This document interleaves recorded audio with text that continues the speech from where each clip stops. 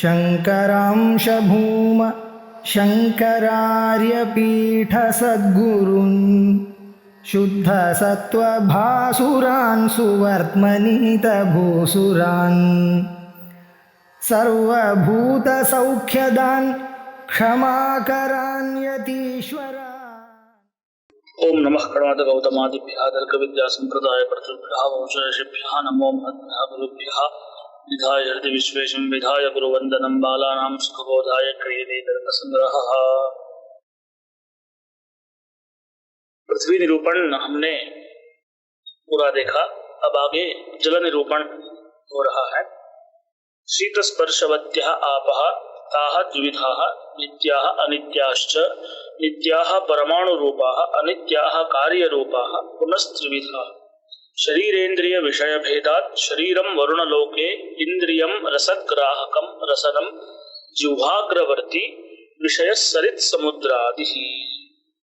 तो जैसे पृथ्वी लक्षण में हमने लक्षण के दो प्रकार देखे, तटस्थ लक्षण, स्वरूप लक्षण, और पंक्ति से तटस्थ लक्षण कैसे मिलता है वो भी हमने देखा।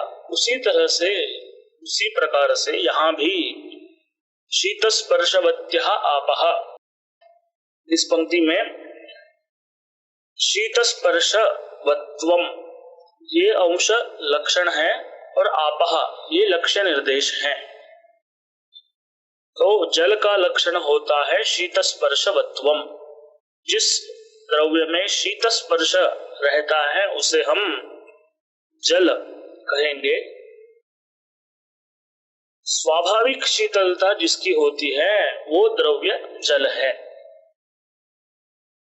अब प्रश्न ऐसा भी आता है कि सामान्यतः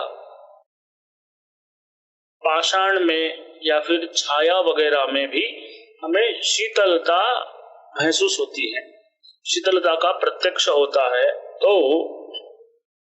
ये जल का लक्षण कैसे हो गया? क्योंकि पाषाण तो पृथ्वी है, छाया तो अंधकार है, प्रकाश का अभाव, तो फिर शीत स्पर्श तो उनमें भी हमें प्रत्यक्ष हो रहा है। तो तब कहते हैं कि पाषाण में अनुभूत शीतलता उसकी स्वाभाविक शीतलता नहीं है, किंतु उस पाषाण में संयुक्त जो जलांश है उस जलांश की शीतलता हम प्रत्यक्ष करते हैं। इसीलिए जो पाषाण, जो पत्थर बहुत काल तक धूप में है उसमें हमें उष्ण स्पर्श प्रत्यक्ष होता है। तो जैसे वहां पर उष्ण स्पर्श उसका स्वाभाविक नहीं है,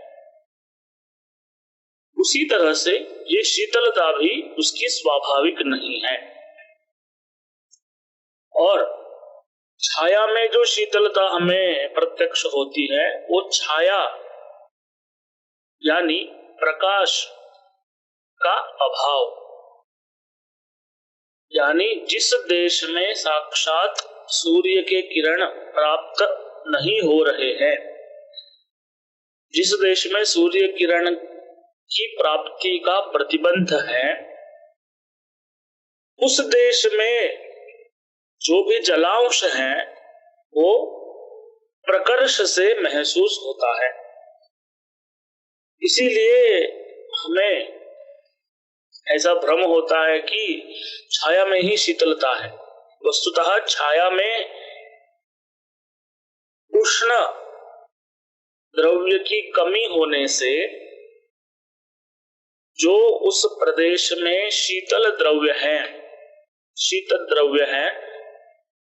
उसका स्वाभाविक शीत स्पर्श हम प्रत्यक्ष करते हैं। इसीलिए शीत स्पर्श पाषाण में भी नहीं है और छाया में भी नहीं है, किंतु जिस द्रव्य में रहता है उसी को हम जल ऐसा कहते हैं। तो शीत स्पर्शवत्वम जलस्य लक्षणम। फिर उसका विभाग करते हैं ताः द्विविधाः नित्याः अनित्याश्च। नित्या परमाणु रूपा, तो परमाणु रूप जल जो है वो नित्य है, यानी जिसकी उत्पत्ति और विनाश दोनों नहीं है। अनित्या कार्य रूपाः, यहाँ पर एक विशेष है पृथ्वी से जल का कि पृथ्वी में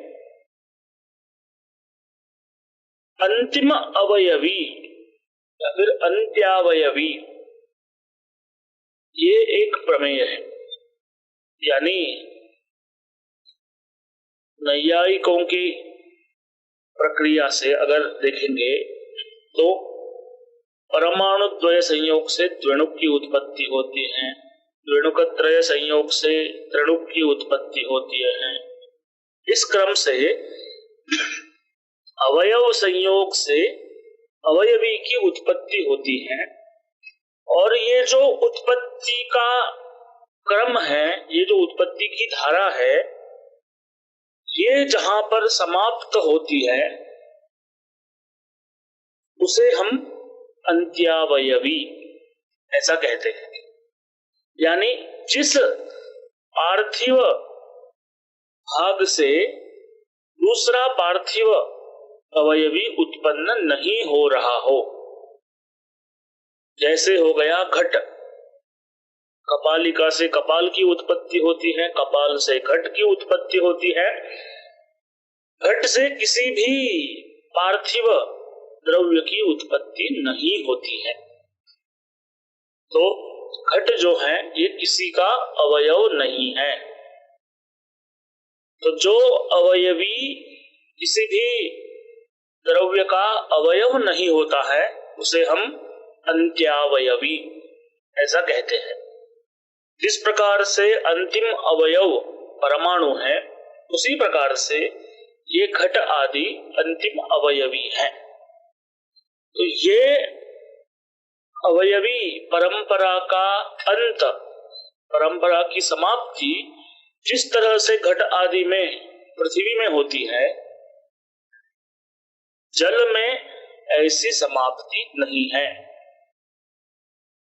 जल में कोई भी अंत्यावयवी नहीं है, क्योंकि जो भी जल रहेगा वो जब किसी दूसरे जल के साथ संयुक्त हो जाएगा तो और भी बड़े जल को उत्पन्न करेगा।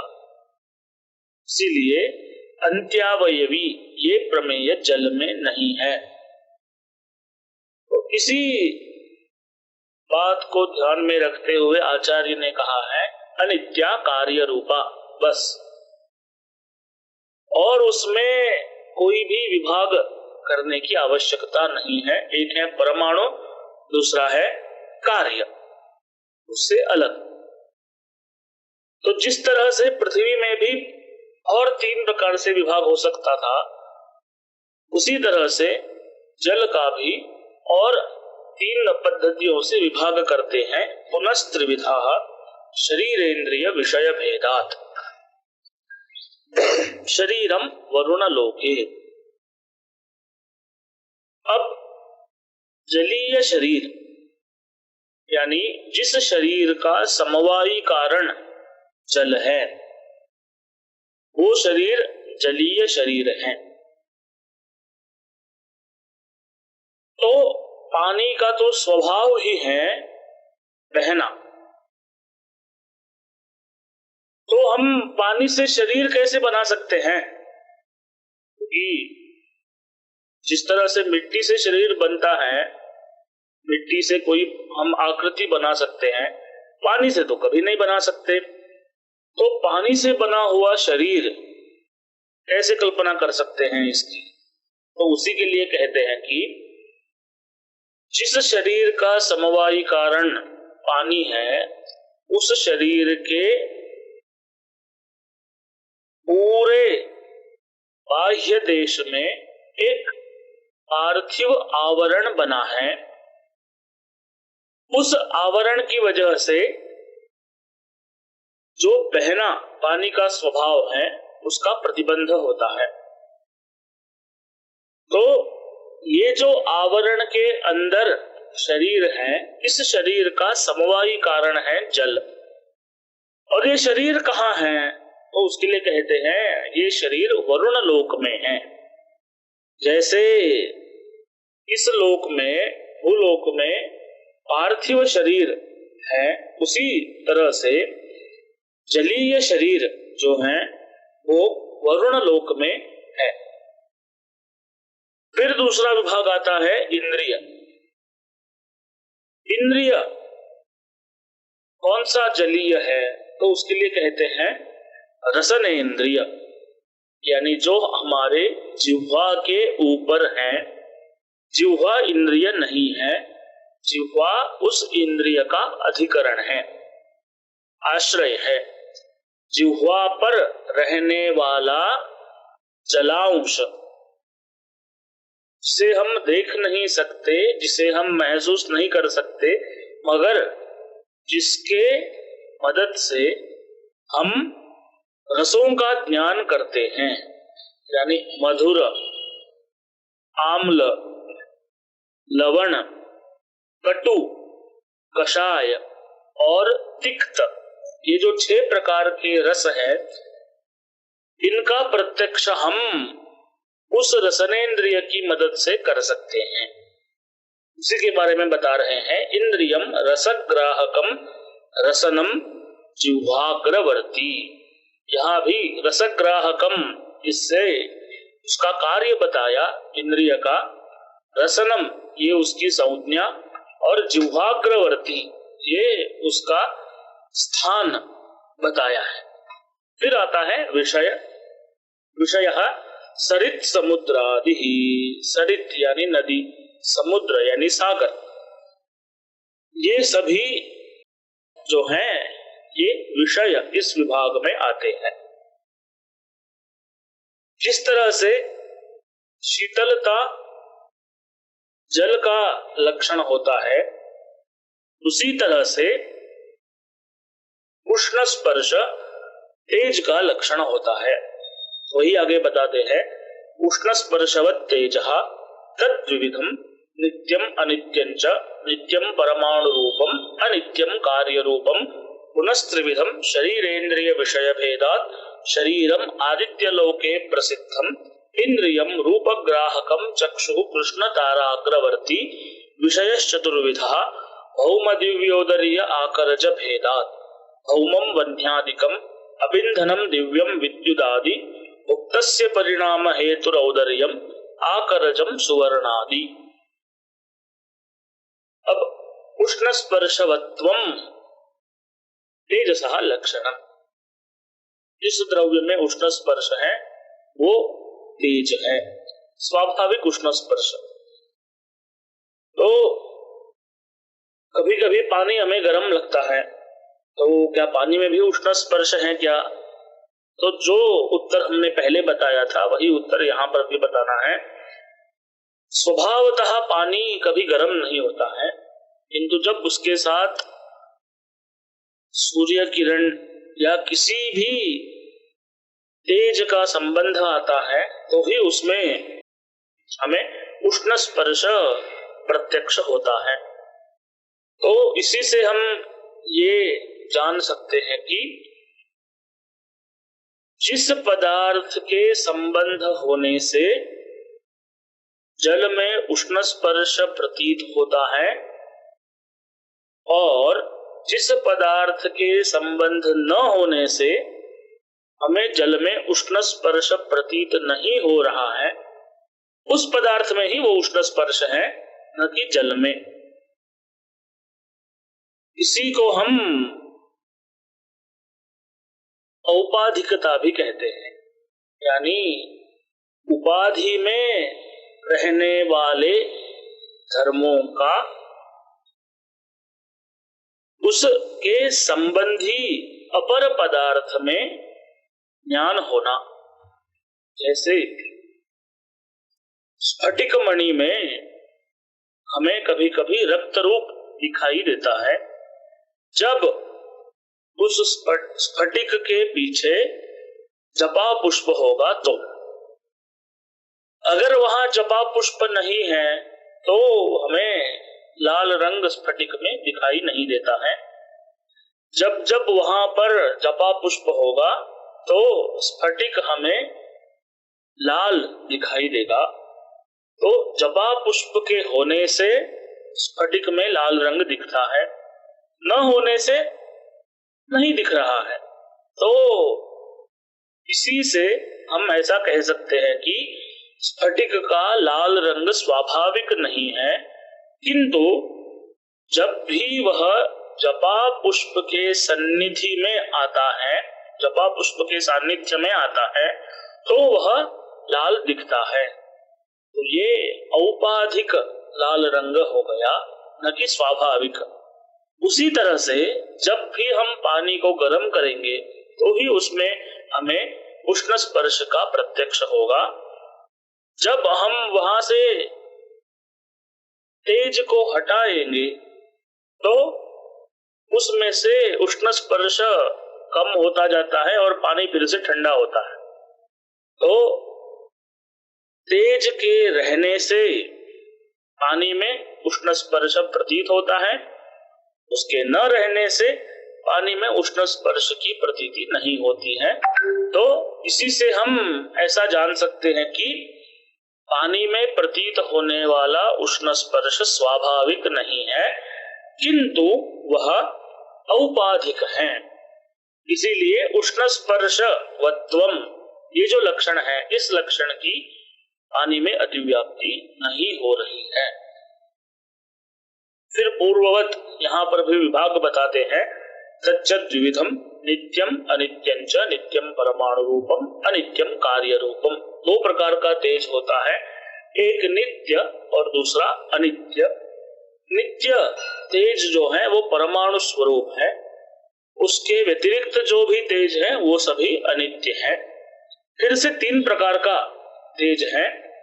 शरीर इंद्रिय विषय भेदा। शरीरम आदित्य लोके प्रसिद्धम। आदित्य लोक में जो शरीर होते हैं वो सभी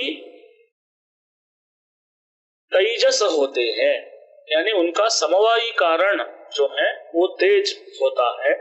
वहां पर भी पार्थिव उपस्तंभ रहता है, आवरण जिसे कहते हैं, वो वहां पर भी मौजूद है। फिर आता है इंद्रियम रूपग्राहकम चक्षु कृष्ण ताराग्रवर्ती। रूपग्राहक इंद्रिय, ये उसका कार्य यहाँ पर बताया गया है। तच्च चक्षु, ये उसकी संज्ञा, और वो कहाँ रहता है तो उसके लिए कहते हैं कृष्ण ताराग्रवर्ती। कृष्ण तारा यानी आंख में जो काला अंश है वो उसके अग्रभाग में रहने वाला, उसके ऊपर रहने वाला इंद्रिय। तो ये जो कृष्ण तारा है, इस कृष्ण तारा के ऊपर रहने वाला तेज से हम देख नहीं सकते, मगर जो हमें रूप आदि का प्रत्यक्ष करवाता है वो है चक्षुरिंद्रिय। फिर आता है विषय। विषय जो है ये चार प्रकार का है। भौमम, दिव्यम, उदर्यम, आकरजम। ये चार प्रकार का विषय है।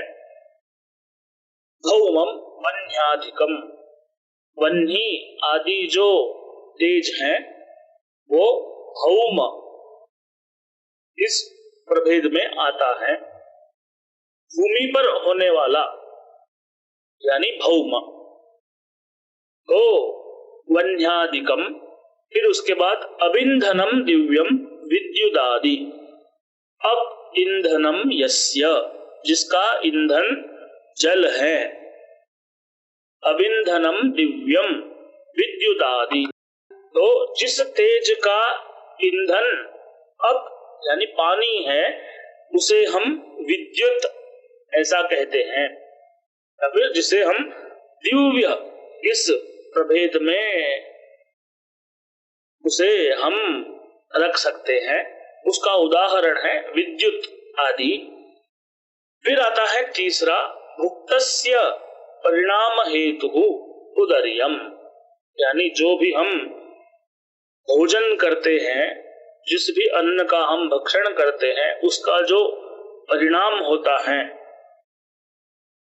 उस भोजन का जो परिणाम होता है, जो भी शरीर के लिए आवश्यक तत्व है, उन तत्वों को लेने के लिए, उन तत्वों को भोजन से लेने के लिए जो भी भोजन का परिणाम आवश्यक है, वो जिस तेज से होता है उसे उदर्य ऐसा कहते हैं। जठराग्नि ये भी उसके लिए शब्द है। और चौथा आता है आकरजम सुवर्णादि, यानी आकरजम, आकर यानी खनि, यानी खदान जिसे बोलते हैं, जहां से खोद के जो भी तेजो अंश निकाला जाता है उसे आकरजम ऐसा कहते हैं। यानी जो भी धातु हम खदानों से निकालते हैं वो सभी तेजस स्वरूप हैं। तो उसके लिए उदाहरण बोला सुवर्ण आदि। तो सुवर्ण, रजत, लोह वगैरह ये जो सभी धातु है, इन्हें तेजस स्वरूप माना गया है इस शास्त्र में। ये हो गया तेजो निरूपण। तो इन तीनों द्रव्य निरूपणों में लक्षण जो है वो एक ही प्रमेय को ध्यान में रख के बनाया गया है, वो है आधाराधेय भाव। जैसे गंध निष्ठा आधेयता निरूपित अधिकरणता पृथिव्याः लक्षणम, शीत स्पर्श निष्ठा आधेयता निरूपित अधिकरणता जलस्य लक्षणम, उष्ण स्पर्श निष्ठा आधेयता निरूपित अधिकरणता तेजसः लक्षणम। ये जो आधेयता है, इस आधेयता के दो अवच्छेदक होते हैं, एक होता है धर्म और दूसरा होता है संबंध। जैसे गंध में रहने वाले आधेयता का अवच्छेदक है गंधत्व और समवाय संबंध, तो गंधनिष्ठ गंधत्वावच्छिन्न समवाय संबंधावच्छिन्न आधेयता निरूपित अधिकरणता, ये पृथ्वी का लक्षण हो गया। शीत स्पर्श निष्ठ शीत स्पर्शत्वावच्छिन्न समवाय संबंधावच्छिन्न आधेयता निरूपित अधिकरणता, जल का लक्षण। उसी तरह से उष्ण स्पर्श निष्ठ उष्ण स्पर्शत्वावच्छिन्न समवाय संबंधावच्छिन्न आधेयता निरूपित अधिकरणता, ये हो गया तेज का लक्षण। अब लक्षण में ये अवच्छेदकों का निवेश क्यों करना है, तो उसके लिए बताते हैं उष्ण स्पर्श निष्ठा आधेयता निरूपित अधिकरणता। इतना ही अगर तेज का लक्षण होता तो उष्ण स्पर्श अलग अलग संबंधों से अलग अलग पदार्थों में रहता है। जैसे समवाय संबंध से तेज में रहता है, उसी तरह से कालिक संबंध से काल में रहता है, विषयता संबंध से ज्ञान में रहता है। तो उष्ण स्पर्श में बहुत सारी आधेयताएं आ गई। उसमें से कौन सी आधेयता हम लक्षण में ले रहे हैं, इसका अगर निर्धारण नहीं करेंगे तो हमें जो इष्ट आधेयता है, उस आधेयता को न लेते हुए भी हम उष्ण स्पर्श निष्ठा आधेयता निरूपित अधिकरणता ऐसा बोल सकते हैं। जैसे कि काल में रहने वाली जो उष्ण स्पर्श निष्ठा आधेयता निरूपित अधिकरणता, हम उसे लक्षण मानेंगे तो वो अधिकरणता तो काल में है, वो तो तेज में नहीं है। तो तेज का जो लक्षण है उसकी काल में अतिव्याप्ति हो जाएगी। इस अतिव्याप्ति का वारण करने के लिए हमें आधेयता विशेष को ही लक्षण में रखना है। कोई भी आधेयता हमें नहीं लेनी है, किंतु जिस आधेयता से निरूपित अधिकरणता तेज में रहती है वही आधेयता हमें लक्षण में रखनी है। उसके लिए हमने कहा समवाय संबंध से अवच्छिन्न जो आधेयता। अब समवाय संबंध जिस आधेयता का अवच्छेदक है, उस आधेयता से निरूपित अधिकरणता काल में नहीं है, इसलिए अतिव्याप्ति का वारण हो जाएगा। तो उष्ण स्पर्श निष्ठ समवाय संबंधावच्छिन्न आधेयता निरूपिता अधिकरणता ये काल में नहीं है, इसीलिए अतिव्याप्ति का वारण होता है। किंतु उष्ण स्पर्श ये एक गुण है और गुण जो है वो द्रव्यों में रहते हैं। तो सभी गुणों में एक आधेयता और उस आधेयता से निरूपित अधिकरणता सभी द्रव्यों में है। क्यों ऐसी आधेयता या अधिकरणता है, तो उसके लिए बताते हैं द्रव्यम गुणवत द्रव्ये गुणाः वर्तन्ते, ऐसी प्रतीति होती है। तो इस प्रतीति का विषय कौन है, तो उसके लिए कहते हैं इस प्रतीति का विषय है गुणनिष्ठ आधेयता निरूपित अधिकरणतावत् द्रव्यम। अब ये जो सभी गुणों में रहने वाली आधेयता है, वो आधेयता उष्ण स्पर्श में भी रहती है। तो उष्ण स्पर्श में रहने वाली ये जो सामान्य आधेयता है, व्यापक आधेयता है, वो भी समवाय संबंध से ही अवच्छिन्न है, क्योंकि गुण तो द्रव्यों में समवाय संबंध से ही रहते हैं। तो समवाय संबंधावच्छिन्न आधेयता, इतना ही हम कहेंगे। तो जो व्यापक आधेयता है वो भी उष्ण स्पर्श में रहने वाली समवाय संबंध से अवच्छिन्न आधेयता है। उस आधेयता से निरूपित अधिकरणता सभी द्रव्यों में है। जैसे तेज में है, उसी तरह जल में, पृथ्वी में, वायु में, आत्मा में, सभी द्रव्यों में ये अधिकरणता आएगी। तो इससे तेज के लक्षण की अतिव्याप्ति हो जाएगी।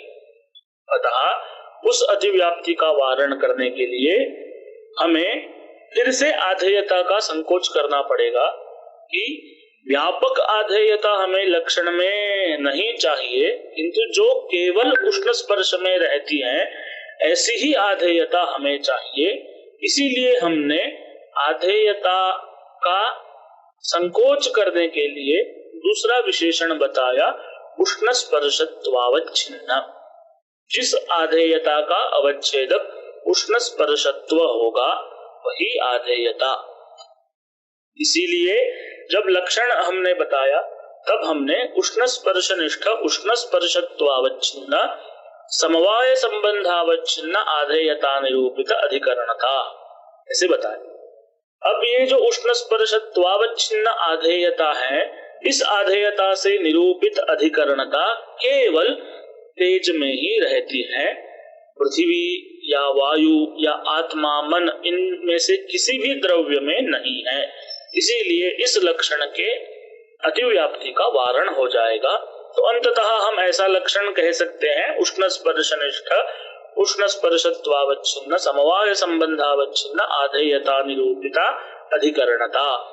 इसी तरह से पूर्व लक्षणों में भी शीत स्पर्शनिष्ठ शीत स्पर्शत्वावच्छिन्न समवाय संबंधावच्छिन्न आधेयता निरूपित अधिकरणता जल का लक्षण, गंधनिष्ठ गंधत्वावच्छिन्न समवाय संबंधावच्छिन्न आधेयता निरूपित अधिकरणता पृथ्वी का लक्षण हो जाएगा। इसी तरह से हमने आज जल और तेज ये दो द्रव्यों के बारे में जाना। विधाय हृदि विश्वेशम विधाय गुरुवंदनम बालानां सुखबोधाय क्रियते तर्क संग्रहः।